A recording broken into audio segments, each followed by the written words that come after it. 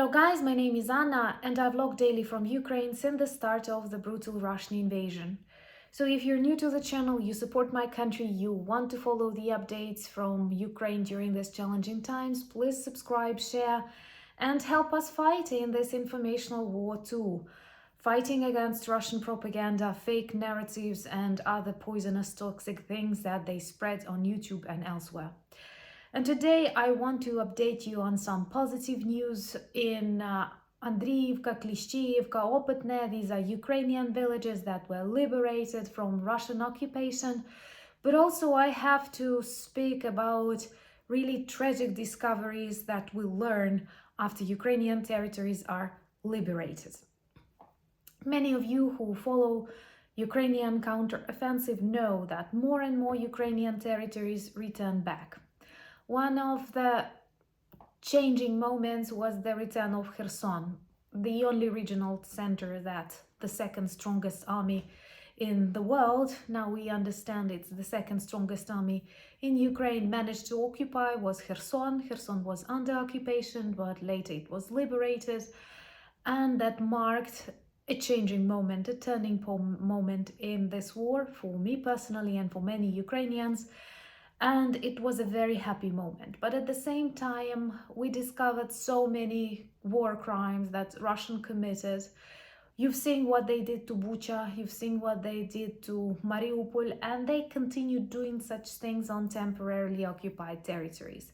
They do not simply change the political regime, they do not simply influence the economy, but they also capture people, torture people, kill people, erase culture, language, and do many crimes which can actually qualify it as genocide. If you agree with me that Russia is a terrorist state, please subscribe and share our messages. So recently, this week, 3 Ukrainian villages were liberated. This is Andriivka, Opetne and Klishchiivka. This is really good because it helps us fight more and more Ukrainian territories back. But what soldiers who enter these villages see is heartbreaking, tragic, and once again illustrates that Russia is a terrorist state. They totally destroy everything, buildings, nature, and of course, the worst, human lives. They apply this scorched land approach when they cannot get something, they destroy it. After leaving Kherson, after escaping from Kherson, pretending for the internal Russian environment that it was a move of goodwill, a very weird one, they continue shooting the city constantly. They do it with all the frontline villages, all the frontline territories. Why? Not only because they hate us, but also because they want to ruin these lands forever. And the tragedy that not many of us talk, as we still have more problems to stop Russians, to save lives. But this tragedy is that many of Ukrainian territories after this war, after Russian occupation, will not be available, will not be suitable for living, possibly for centuries. Many of the territories, huge territories, are mined, and this includes cities, this includes forests, this includes fields, agricultural lands, and you know we have a separate video on the heroism of Ukrainian farmers that continue sowing their lands in bulletproof vests on mined fields. You can check that in Discover Ukraine series. But there are lots of forests where people cannot walk, gather mushrooms, anything, because that will result in explosions and injuries and potentially death. And there are such cases in even liberated zones.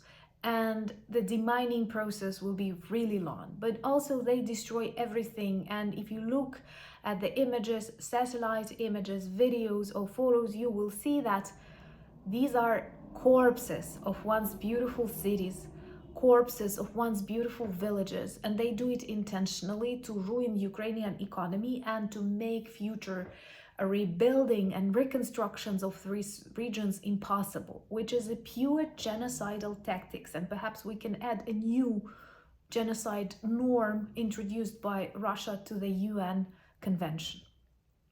And the worst thing is what they do to people. There are huge graveyards in these places, and they grow far beyond the normal statistical size of a graveyard. They torture people. There are people who did not see sun for half a year or more.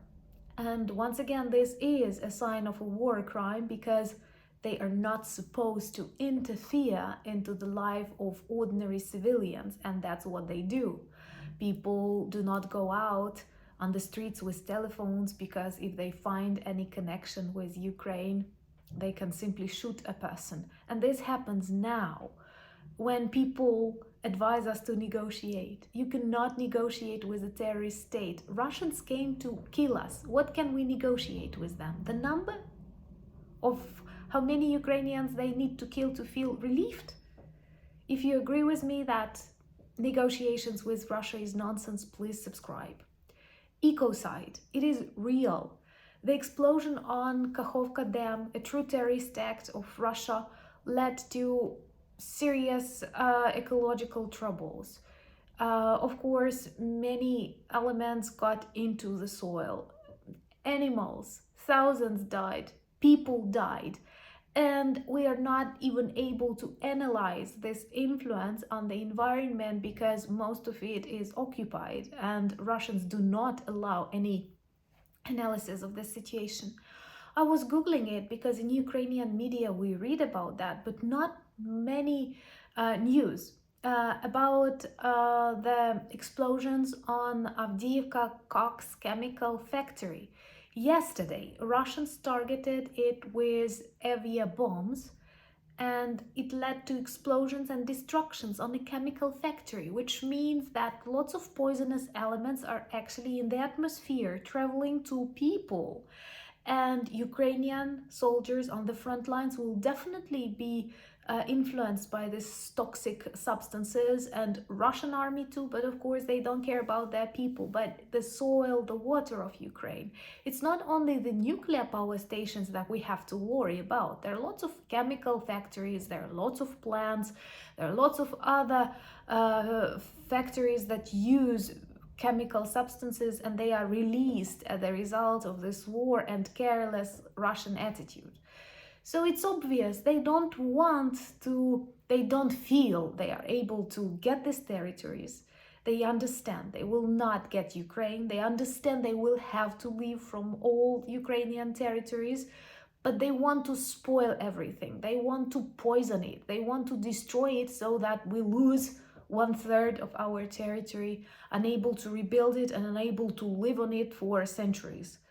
Which means Russia is a terrorist state, and perhaps it's the greatest terrorist state of all times, possessing nuclear weapons. But we don't have to be afraid of that, because if we are afraid, terrorists grow stronger, and all of our threats and fears become more real. Russia understands the language of strength, and it has to be stopped. Otherwise, it will continue, it will spoil life for centuries, it will spread its toxicity on new territories, erasing cultures, languages, and believe me, you don't want to live in a world like that. So please be patient, look at the success of Ukrainian counteroffensive, remember that behind that, lots of human lives, lots of destroyed schools and hospitals, homes, and we're doing our best. Please understand that. And once again, thank you for the support that you demonstrate. Thank you for buying me coffees, becoming my patrons. Subscribe to my Instagram, Threads, and Twitter. Join my Discord community. We also have a merch shop. You can check the link below this video. But most importantly, thank you so much for your support. And I'm sure that we will win this war. Slava Ukraini!